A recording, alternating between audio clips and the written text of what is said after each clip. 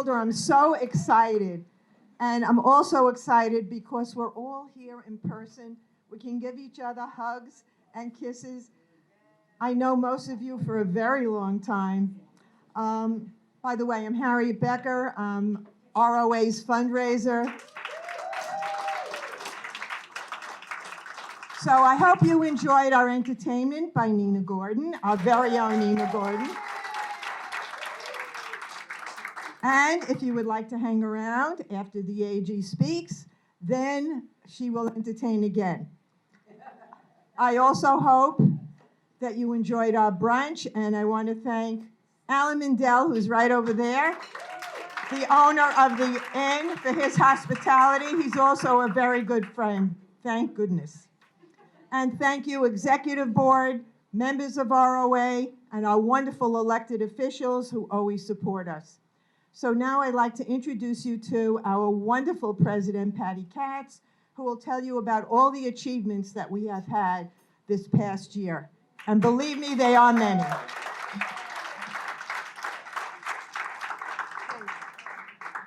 Thank you, Harriet. Thank you, everybody, for coming today. We're very excited. First of all, it's our final event of the season. It's been an amazing season, and it is our first time all together, so that's pretty exciting to be with everybody, and everybody looks terrific through a rough time. So my name is Patty Katz. As Harriet said, I am the president, and you know, it turns out the saying that you can't teach an old dog new tricks does not apply to the Reach Out America board. You know, when COVID hit, it was like, oh, okay, now what do we do? And we tackled Zoom, we won, and we were able to rally our members. And in the fall, it was all very frightening what was going on, and we wrote thousands of postcards to help turn the House and the Senate. We made phone calls. Yes, it was amazing. Thousands, like 20,000 postcards. We made phone calls to get out the vote for our local and federal officials, and we helped end the Trump White House horror show. Thank you. Yeah. And we were able to offer our members one of the most exciting and inspiring seasons we've ever had. All of our webinars were relevant and timely. We hosted 3 members of Congress, introduced Gina Solitti, who at the time was running for state assembly. We had Dr. Joe Massey, who's the head of infectious disease at Queens Hospital, talk about COVID. Helen Turner from the Holocaust Tolerance and Memorial Center talked about anti-Semitism and racism. We had Janetta Adams discuss white privilege and Black Lives Matter. And Spencer Sunshine shared insights about the alt-right and white supremacy. And these were just a few of our webinars. These were not all of them. So just to give you an idea of what we do, we're small, but we are mighty. Listen, they say that the act of a group of women, and it's not all women, we do have men in our membership as well, but a small group of people can make so much change. And I really think this year we have proven that under just extremely difficult circumstances. So I'm grateful we're all here and healthy. None of this could have happened without our wonderful executive board. So I would really like to ask all of the board members to please stand up and wave your hands. Thank you, please. A round of applause, and Nina Gordon, who performed so beautifully with such joy. Thank you all. We've kept our members informed. I'd also ask Fran Reed to please stand up. She's one of our founding mothers, along with Shirley Romaine, who is no longer with us, unfortunately. She was our first. She led us for many years with such grace and such diligence as one of our first presidents. So thank you, Fran, for all of your service. I'd like to take a moment to announce the elected officials in the room, because there are many. We are so grateful that you're here to support us today. Senator Anna Kaplan is here. Thank you for coming, Anna. I'm supposed to give a kiss to the Attorney General from Laura Curran. She had to leave. Unfortunately, she couldn't wait for you. Nassau County Legislator Ellen Birnbaum, who I have to say, Ellen, I think you've been to every webinar this year. So thank you so much for being here as well. Town of North Hempstead Town Clerk Wayne Wink was here. I'm not sure if Wayne is still here. I think he's still here. We're hoping that in November we'll be able to call him Town Supervisor, so we'll have to work hard for him. Town Councilwoman Lee Seaman. Please, I would like, you don't have to get up, Lee, sit down. But I would like to say Lee Seaman is stepping down after so many years of remarkable service to all of us in the community. Please give another hand to her, because I know even though she's stepping down, she will continue to be the great advocate that she's been for so many years and helped our community. So thank you, Lee, for everything you've done over the years. There's been so many. And we have Peter Fishkin here, who is hopefully going to be taking Lee's seat. And Peter, in November, we're going to work for you as well. And we have Town Councilwoman Veronica Lurvy. Veronica's around here. Thank you, Veronica. And State Assemblywoman Gina Salitti. So thank you all for being here. We so appreciate it. I now have the honor to introduce a man that has been instrumental in Reach Out America having such a wonderful season, and he was also one of our first speakers this year. He is a partner and co-president of ZE Communications, Creative Communications. He's been appointed by 2 presidents and Governor Cuomo to special committees. He's a regular on CNN, MSNBC, and Fox News. As a Democratic strategist, when I was practicing my speech before, I almost said a dramatic strategist, which he is as well as a Democratic strategist. So please welcome my dear friend, Robert Zimmerman. Thank you.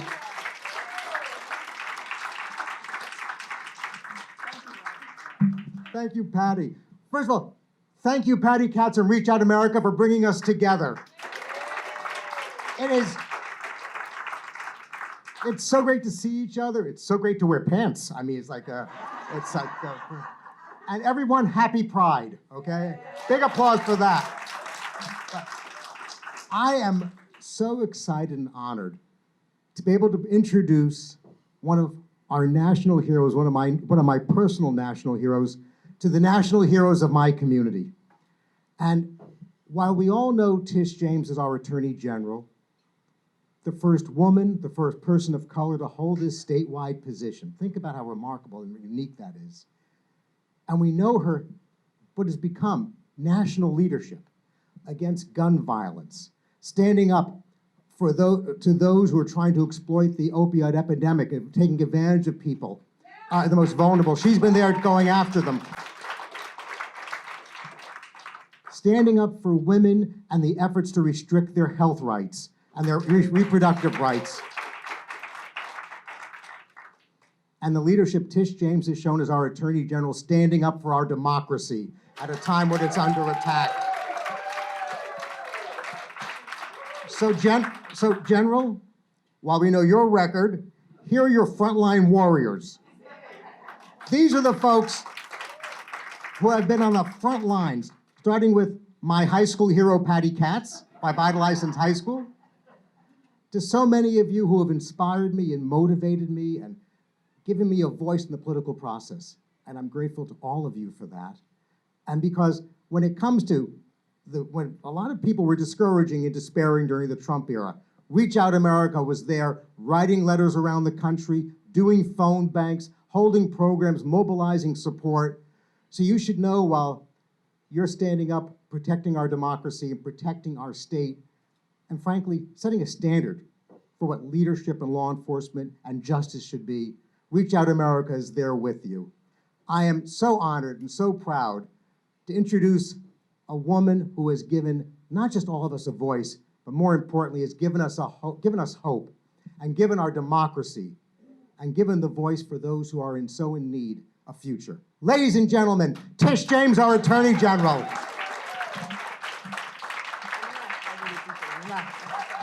Thank you. Thank you, Robert, for those.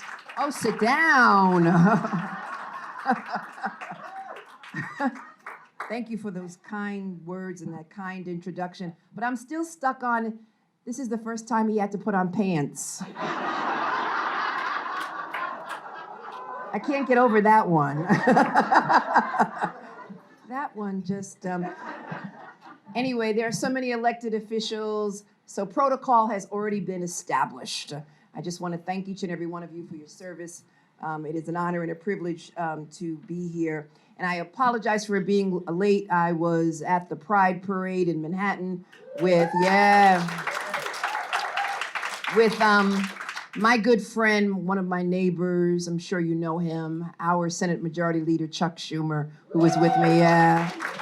And so he wanted me to stay and march some more, and you know him. He had to do not one march, but 2 marches. And I said, no, Senator, I've got to go on to America, Reach Out America's annual fundraiser on Long Island. And he told me to give you his regards and to tell you he's fighting in Washington, D.C., and he's standing up for democracy. And so let's give a round of applause to our great Majority Leader, Chuck Schumer. He's doing great things. And let me just also say that, as the Attorney General, and people refer to me as General, I usually don't respond because I don't know what that means. I urge all of you, my name is Tish. Everyone calls me Tish. Please call me Tish. I'm just, someone from Brooklyn with a big mouth and a big heart. And I just stand up and defend democracy.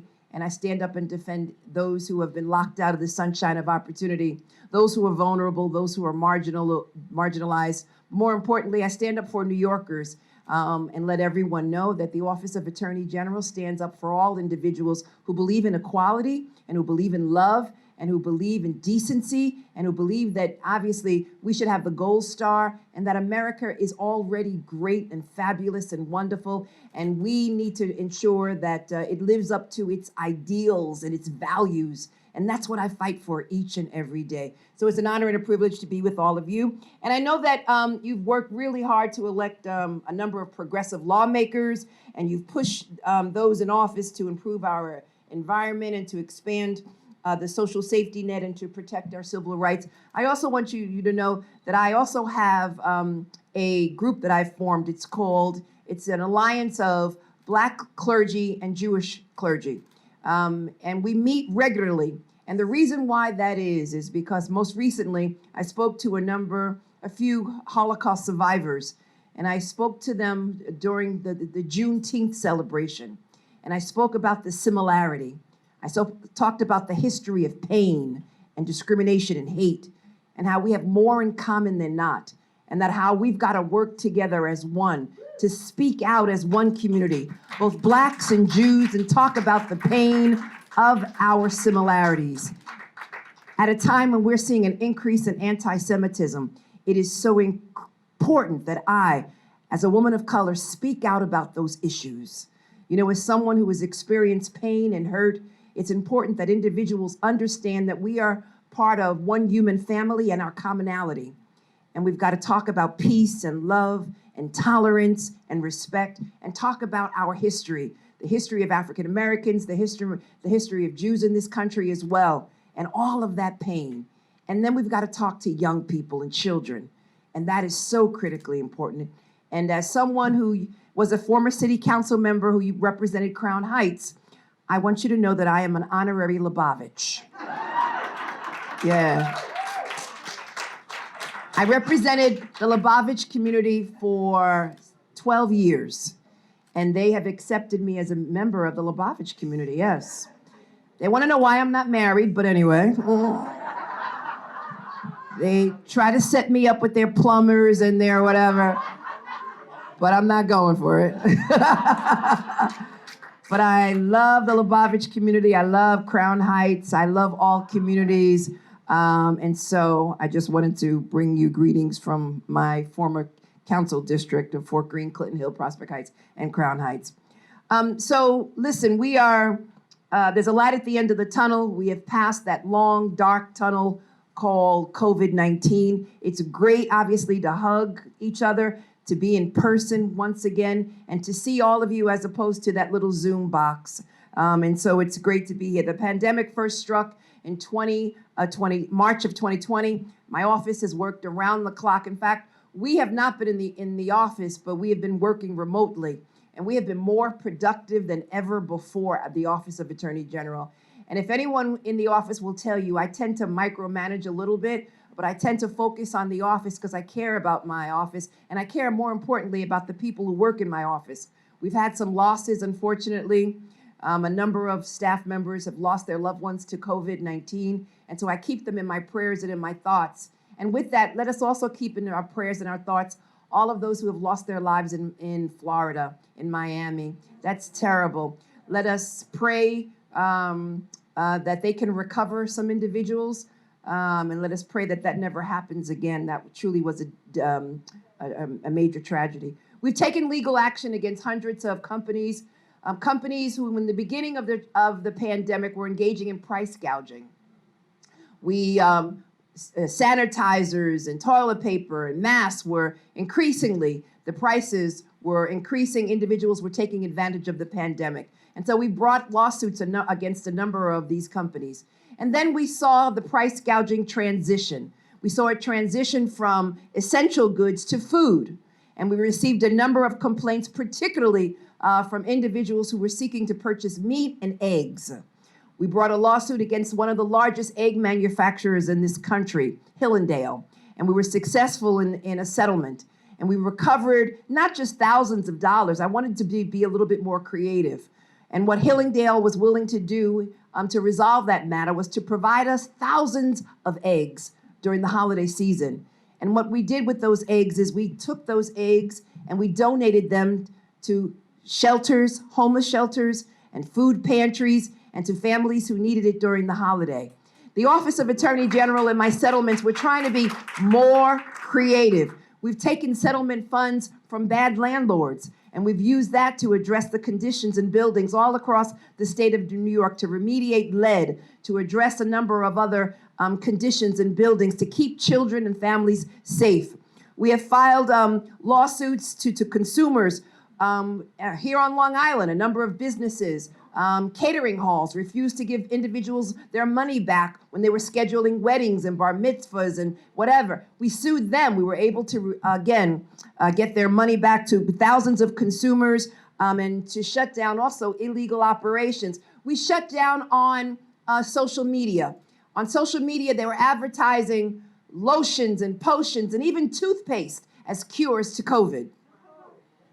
And individuals were purchasing them. They were, unfortunately, believing the advertisement, and the advertisement was false. We sued them for false advertising to get individuals' money back. We, when the health and safety of workers were compromised, we took legal action to ensure that all the businesses in the state were abiding by shutdown regulations and also respecting essential workers and keeping them safe as well, and providing paid sick leave to workers. There were a number of businesses all throughout the state of New York that were not providing paid sick leave to their workers and putting them in jeopardy as well. We also made sure an issue that I was particularly focused on was making sure that the vaccine was available and accessible to countless number of New Yorkers all across this state. Because we do know that there are some communities, that were very hesitant. African-American communities were very hesitant and reluctant to take the vaccine, given the history of medical experimentation in this country. And it was important that, again, I form a task force and join a task force with the governor of the state of New York to ensure that we were responding equally and equitably to COVID-19. And we continue to engage in that work because our work is not done yet. There are still high numbers of there's certain communities where, unfortunately, that have not been vaccinated, and it continues to concern me. And I need to confront those communities and talk to them about the need to get vaccinated. For 2.5 years, we have taken action against big tech, big pharma, employers, businesses, charities. We've taken on this president that you may know of, Donald Trump. We've got a number of investigations that are ongoing. I'm sure you've heard of a couple of the investigations that we've got. We've sued the NRA, which, we filed a lawsuit to hold them accountable. And it's not, listen, the lawsuit against the NRA has nothing to do with the Second Amendment. Nothing. It has to do with the fact that the NRA is a not-for-profit business formed in the state of New York in the late 1800s. And just like any other charitable organization, they have a responsibility to abide by the law. And they were not. They were treating the NRA as a personal piggy bank. And so Wayne LaPierre and his followers were basically diverting funds that individuals were giving to the NRA for the purposes of furthering and supporting and defending the Second Amendment. They were using it for yachts. Can someone please tell me what the Second Amendment has to do with a yacht? No, even better. What about the safaris to Africa? Can someone tell me? I just want to know. Safaris to Africa. And then what about the mansions that he was going to buy? Can someone tell me what that has to do with the Second Amendment? It has nothing to do with the Second Amendment. It has to do with the fact that they were diverting funds for their personal use. And that's why we decided to file this lawsuit against this organization. And what they attempted to do was to attempt to file bankruptcy. And the bankruptcy was not filed in good faith. And the judge basically decided and basically issued a decision agreeing with our position that it was being filed in good faith, and it was basically a means to try to avoid responsibility and accountability in the state of New York. Well, they failed. They failed, unfortunately, not only to carry out their mission, but the NRA was a breeding ground for many, many years and continues, unfortunately, to engage in illegality for certain individuals. And so we've got a set of laws, and companies, including the NRA, need to be held accountable. And we need to hold not only the NRA, but other corporations, regardless of their size, their wealth, their association, responsible, not to me, but to all of you in the state of New York. And that's what we are doing with respect to the NRA. And so, yes, we are seeking to dissolve the NRA because the rot runs deep, deep. We're seeking to remove Wayne LaPierre and the other leadership of the NRA. We're seeking to get restitution and to recoup some of those funds. And that's what we are doing in Supreme Court, and that case is going forward. We also have we filed cases against big tech. Why are we filing cases against big tech? One, because we believe Google and Facebook have violated antitrust laws. What do you mean, Tish? What does that mean? Well, I'm sure that a lot of you use Facebook and a lot of you use Google.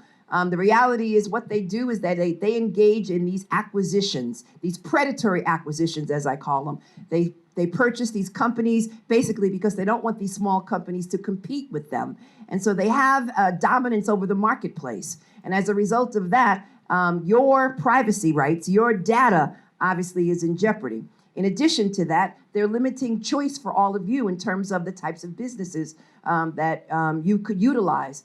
So as a result of their power and their advantage, they are basically converting your personal data into a cash cow.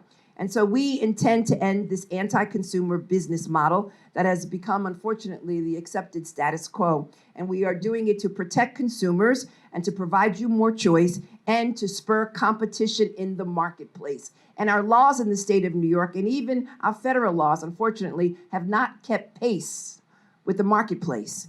And it's really critically important. And I know Senator Kaplan and others, again, are sponsoring legislation to reform our laws so that it can keep pace in the 21st century with respect to big tech. And just like Facebook, I'm sure that all of you use Google. Google has created a system of exclusionary contracts. Again, anti-competitive conduct, which has deprived consumers of competition. And by depriving you of competition, it's impeding your ability to have choice and to have alternatives in the marketplace. And so not only are we doing it here in New York, but we're joining with attorney generals all across this nation. And this is not a partisan litigation. This is bipartisan litigation. We are teaming up with some of my Republican colleagues all across this country, again, to provide competition in the marketplace as it relates to Facebook and Google. A lot of people think, Instagram,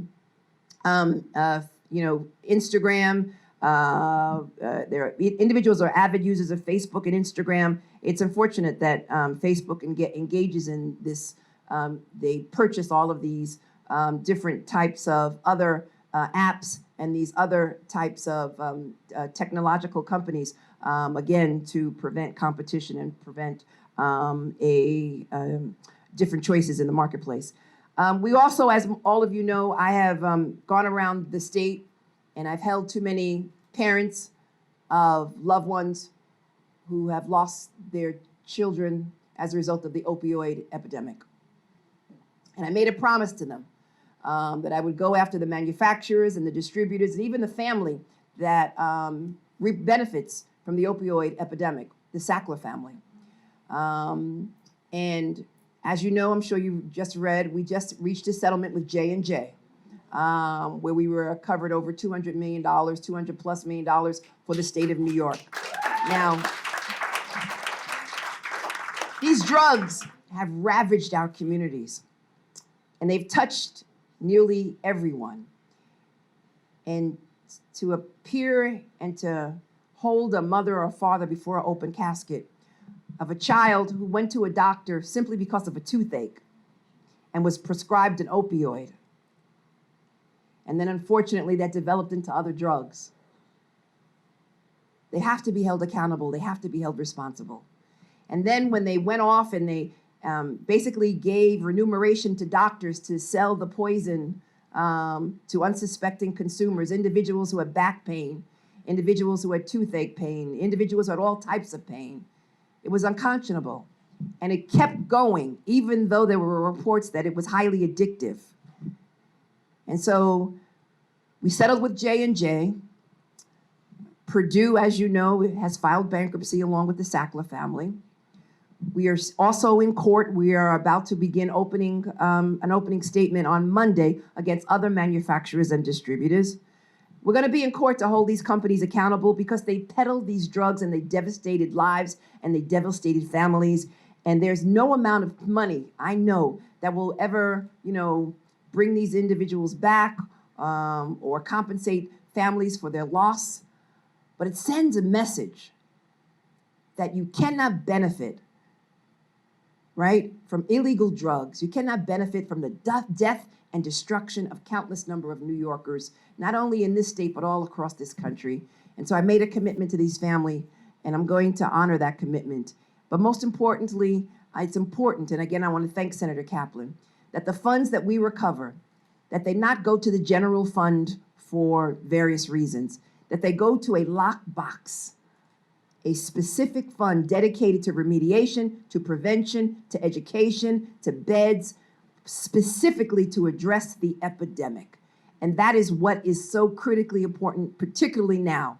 Any funds that we recover in any of our settlements, and J&J is just the first, those funds cannot be used for roads and bridges and whatever. It must, and let me underscore must, it must be used towards prevention and remediation of this problem. And that is so critically important. I want to take a moment, obviously, we've, since the previous administration was in power, we took legal actions to protect our environment, the air we breathe, the water that we share, our energy. There were relentless attacks by the previous administration, again, on our environment.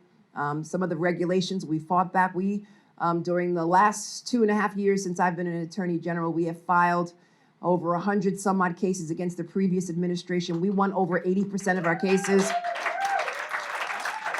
And part of it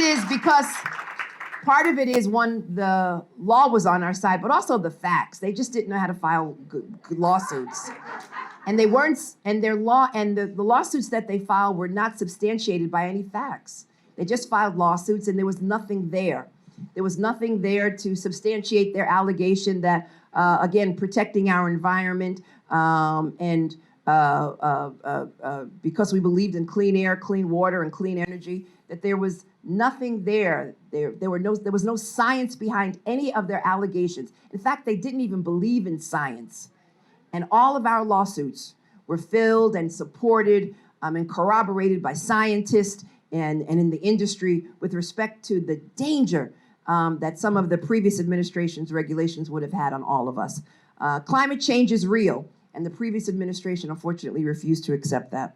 And so it's we again have taken a number of actions here on Long Island. One action in particular, we attempted to correct we did correct the toxic chemical risk evaluation of a toxic chemical that can be found in the drinking water here on Long Island. The Trump administration minimized the risk and the true danger of this chemical process, and we are seeking to change that and ensure that the EPA accurately classifies this chemical and in turn takes the necessary measures to protect the water that all of you drink. I was in Brentwood. Last month, I was in Brentwood to deliver $627,000 from 8 companies that dumped toxic chemicals and toxic waste in Brentwood Park. They illegally dumped thousands and thousands of contaminated waste in this park, a park that was enjoyed by countless number of children in Brentwood. We were able to recover $627,000 to remediate the park, and the funds will be used and decided how to be used by the community as opposed to elected officials. It's going to be democratic because I've always believed that power really should come from the bottom up and not the top down. The power is in the hands of the people. Let them decide how to spend $627,000. And then, of course, the Trump administration, I'm sure you've read in the paper most recently, there may be some action against the Trump organization and others perhaps this week. And the Trump investigation began as a result of the testimony of Michael Cohen, which I witnessed on television. We decided to launch an investigation. The investigation is ongoing. It relates to, again, the fact that Trump's annual financial statements, he inflated the value of his assets to obtain favorable terms from banks and from insurance companies, and he devalued the same assets for the purposes of taxes.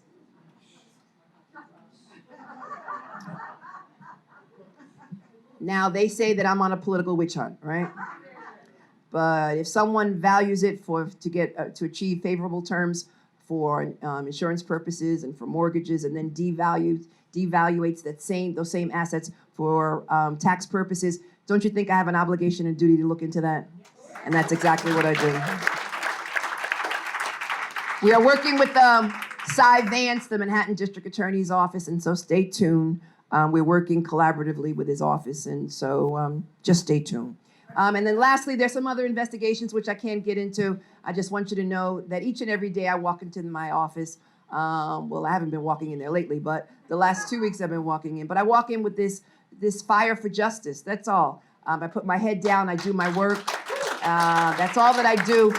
And as I tell everyone, the politics stops at the door. I don't care if you're a Republican, Democrat, Independent. It really doesn't matter to me. All I care about is that I protect your rights. All I care about is the notion that no one is above the law and that I have a responsibility and a duty to ensure that the law is enforced in the state of New York, and that's what I've been doing. I thank all of you. I really appreciate, and I believe, any questions or thoughts? Yes, sir. Would you like the mic? I'll be Oprah for a second. Thank you. You're great. I appreciate your talk. So I've been working from home during the COVID, largely, and I am bombarded with spurious phone calls and emails designed to steal money. And I'm sure a lot of New Yorkers have unfortunately succumbed to this. And I was wondering, is there anything that can be done about this? Yeah, robocalls, annoying robocalls. And I apologize for all the elected officials. Some of them are from politicians. They're annoying, robocalls and emails. And they focus on senior citizens who have been socially isolated. And there's been a number of scams. How about the grandparent scam, right? Where they call you, they pretend to be your child, or the sweepstakes scam, or the Social Security scam. There's a number of scams, and they prey upon senior citizens who are socially isolated. And so many seniors don't want to come forward because they're embarrassed. They're just too embarrassed. And they appeal to your heartstrings, right? And oftentimes they come from a number that you may recognize. They come from your same area code, and it's very, very troubling. And so we've been working with the Biden administration. We will continue to work with the Biden administration. The Biden administration, I've been working with, again, on reversing all of the previous regulations of the last administration and working with all of the new agencies once all of the commissioners have been nominated and confirmed to, again, focus on all of these scams focused on senior citizens. We've been working very closely with AARP. I have these telephone calls with members of AARP to alert them and educate them on what to look out. We have something on our website. We've got material for you in person. TJ can get that to this wonderful organization so that individuals can be alerted as to the scheme and what to do in advance. But what I say to all of my beloved senior citizens, I've got a special place in my heart for senior citizens and for children. And what I say is, senior citizens, you have earned the right to be rude. Hang up. You've earned the right to be rude. And make sure that you check with your children and your grandchildren that they're okay, because that's the number one scam, that your grandchild or a loved one somehow is hurt or has traveled to another country. And a lot of times these scams are international. And that's why it's so critically important that we work with the federal government, because it's beyond our reach. We need the FBI, we need Department of Justice, and they are working with us. And there is some legislation pending to end these annoying robocalls, but most importantly, to protect your nest egg.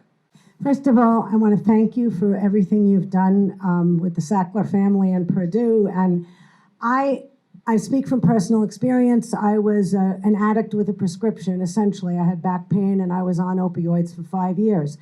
And it was very difficult to get off it. And I've been opioid free for 2 years. So, but what I am asking about is the practice that I think still continues, where doctors are given incentives to prescribe specific drugs.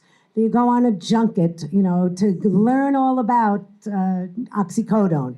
And how can that get stopped? That's my question. And that's what happened. A number of these distributors and manufacturers, they had these junkets with hospitals and with doctors. And they basically gave incentives to doctors. And they had runners, individuals who would basically go to doctors' offices and say, prescribe this, and they were highly addictive. And Oxycontin is just one example. Well, J&J is banned from engaging in Oxycontins from now forever. They are completely banned from that practice. And we're going to shut down these other manufacturers and distributors as well from prescribing Oxycontin. That doesn't, J&J will continue to do great things, but when it comes to Oxycontin and highly addictive drugs, but specifically Oxycontin, they are banned. That's our first settlement, and there are others to come, so stay tuned. So some doctors have been personally accounted. We have in our office a criminal division as well. And we are focusing on doctors. Yes, she's my friend. We worked together when I was a member of the Legal Aid Society. I've known her. She hasn't changed at all. She's amazing. But yeah, there are some doctors. There's one doctor in particular that we indicted and convicted. And we are specifically focusing on other doctors. And again, if you know any individual, any specific doctor that is over-prescribing. My question was about that practice. That practice just doesn't seem kosher. Right. Whether it's oxycodone or a blood pressure drug, it's like they're given so many incentives to push a particular drug. So I guess we need to focus on those incentives, because obviously doctors learning about different medicines is a good thing. It's the incentives that are really important. And that's something that we will look into, and I thank you for that question. But the issue, again, it's these junkets are very much concerning. Jane, can you go, TJ, all the way in the back? Thank you very much for all you do. I happen to be a physician. I work full-time at Northwell, and we're not allowed to see any sales reps. And in fact, if anybody wants to learn anything about new medications or anything, it's online. Whatever you want to know, you go to PubMed. You don't have to. And so we don't go on trips. But it does happen, and it's not a good idea. I mean, you went to medical school, you trained, you go to national meetings, you should be able to figure out what's going on.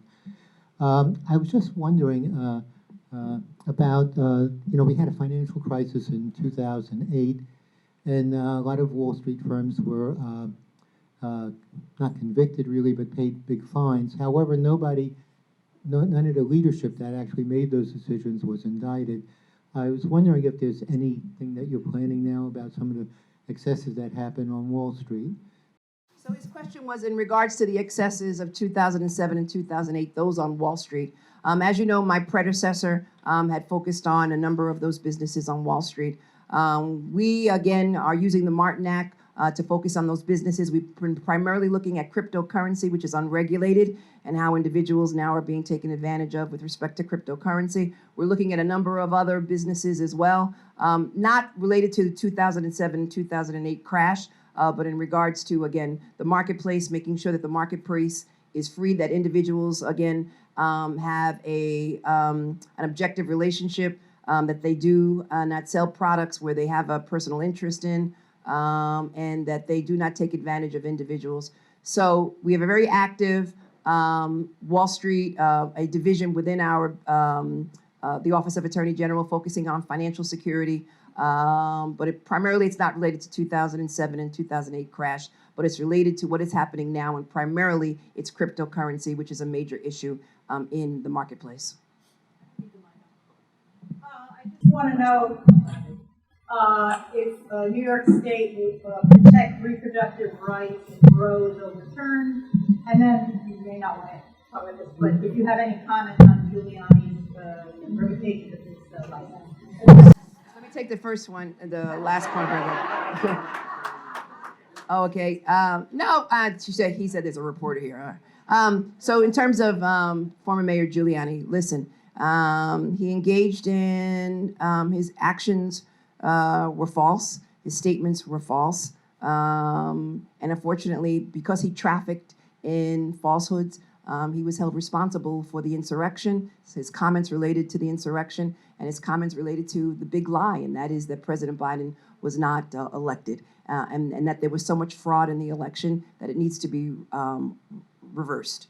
And because of those comments, and because he has an obligation and a duty as a member of the bar to speak the truth and to provide facts, he needs to be held accountable, and in fact, he was. And so,